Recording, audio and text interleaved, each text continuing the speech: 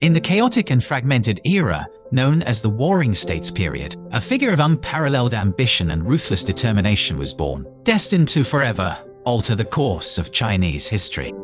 His name was Qin Zheng, and he would later be known to the world as Qin Shi Huang, the first emperor of a unified China. The early years of his reign were guided by the shrewd hand of his prime minister, Gemovie, who acted as regent.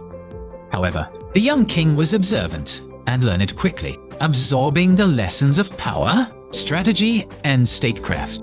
Upon reaching adulthood, Qin Zheng wasted no time in consolidating his power, exiling Gemovie and executing his mother's lover, Lao Ai, after a failed coup.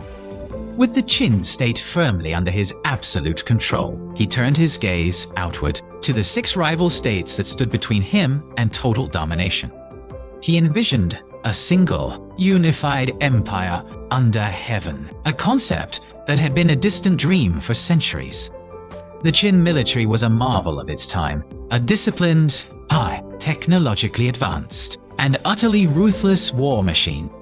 From 230 BC to 221 BC, Qin Zheng launched a series of swift, brutal, and brilliantly executed military campaigns.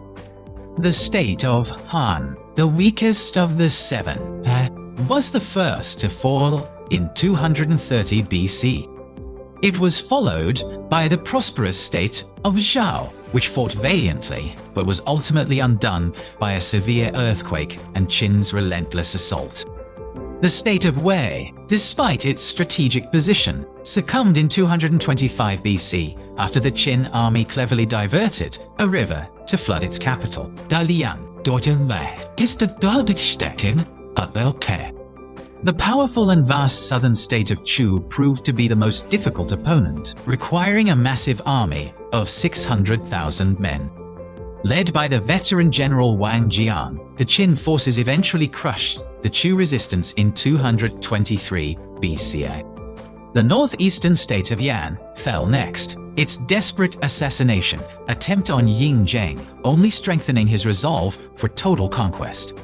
Finally, in 221 BC, the last remaining state, Qi, surrendered without a fight, its king having been persuaded by Qin's overwhelming power. For the first time in centuries, the lands of ancient China were united under a single ruler. Qin Zheng, no longer just a king, declared himself Qin Shi Huang, the first sovereign emperor.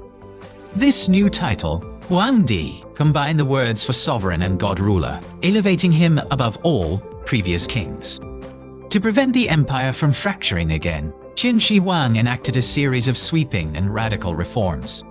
He abolished the feudal system of land ownership, dividing the empire into 36 commanderies, each administered by centrally appointed officials. This ensured that loyalty was to the state and the emperor, not to local lords. One of his most significant achievements was the standardization of the writing system.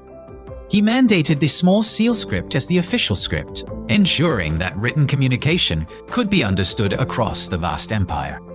Currency was also unified, with the round, bronze Ban Liang coin becoming the standard. This reform dismantled economic barriers and greatly facilitated trade and taxation. Furthermore, Qin Shi Huang standardized weights and measures, ensuring fairness and consistency in commerce. Even the axles of carts were ordered to be of a standard length. This seemingly minor detail allowed for the creation of a massive, efficient road network, as all carts would fit the ruts. The emperor's vision was one of absolute order, efficiency, and control.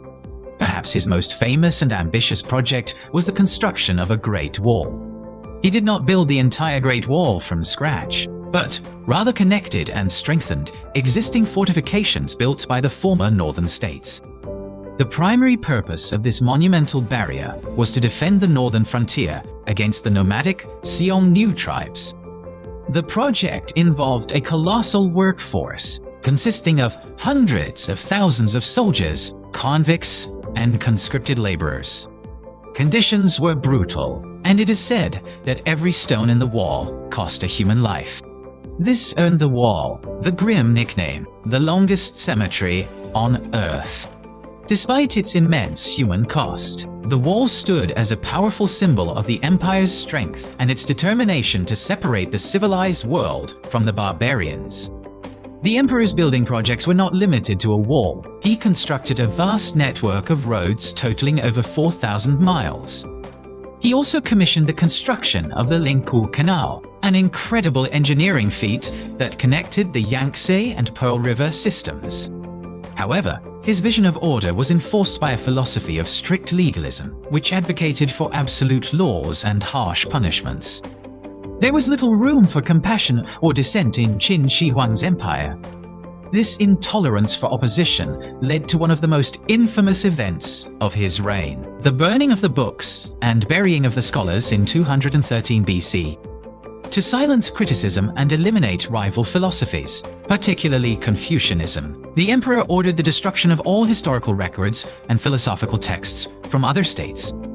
Only books on practical subjects like agriculture, medicine, and divination, as well as the history of the Qin state, were spared. According to legend, 460 scholars who had defied the ban were rounded up and buried alive in a common pit. This brutal act created a chasm in China's intellectual heritage, though many texts were hidden and later recovered. As he grew older, the man who had conquered the world became obsessed with conquering death itself. A profound fear of mortality drove him to an obsessive, desperate quest for the elixir of immortality. He dispatched court magicians and alchemists on epic journeys to find the legendary lands of the immortals. The most famous of these was an expedition led by the court sorcerer Xu Fu. Xu Fu was sent out to sea with thousands of young boys and girls, purportedly to find the elixir from the immortals. He and his entire expedition never returned, with some legends claiming they settled in ancient Japan. In his desperation, the emperor began consuming pills of mercury, prescribed by his alchemists, who believed it to be a life-extending substance. Ironically, these toxic elixirs likely poisoned him, leading to a decline in his health and increasing his paranoia. Even as he sought eternal life, he meticulously planned for his death, constructing a tomb of unprecedented scale and complexity. This secret necropolis, located near modern-day Wuhan, was a microcosm of his empire, designed to serve him in the afterlife. To guard him on his eternal journey, he commissioned the creation of the Terracotta Army. This subterranean army consists of over 8,000 life-sized statues of warriors, each with a unique face and expression.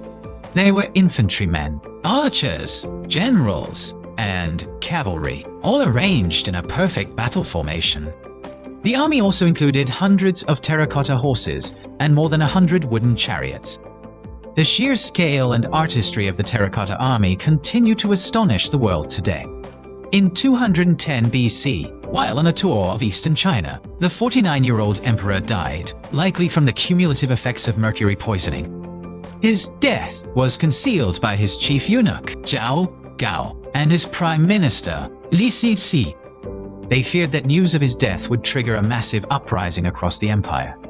To mask the smell of the emperor's decomposing body during the journey back to the capital, they ordered carts of salted fish to travel with his carriage. During this time, the conspirators forged the emperor's will. They ordered the emperor's capable and eldest son, Fu Su, to commit suicide. In his place, they installed the emperor's weak and pliable younger son, Hu Hai, as the second emperor. The Qin dynasty, designed to last for 10,000 generations, began to crumble almost immediately. The harsh laws, heavy taxes, and brutal conscription that held the empire together under the powerful first emperor were now unsustainable. Widespread rebellions erupted across the land, led by figures who would shape the next dynasty. Zhao Gao's machinations continued as he forced Li Sisi to his death and eventually even forced the second emperor, Hu Hai, to kill himself. In 206 BC, Just 15 years after its glorious unification, the Qin dynasty officially ended. Qin Shi Huang's legacy is a complex and controversial one, a mixture of monumental achievement and tyrannical brutality.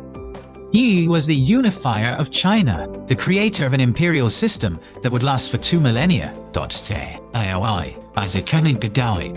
His standardizations of writing, currency, and measures were foundational for the development of Chinese culture and economy. However, he was also a despot who suppressed intellectual freedom, slaughtered his opponents, and worked millions to their deaths. He remains a figure of immense historical importance, the man who built a nation with walls, both physical and ideological. The tale of the first emperor is a powerful reminder that the foundations of great empires are often laid with both visionary brilliance and unspeakable cruelty.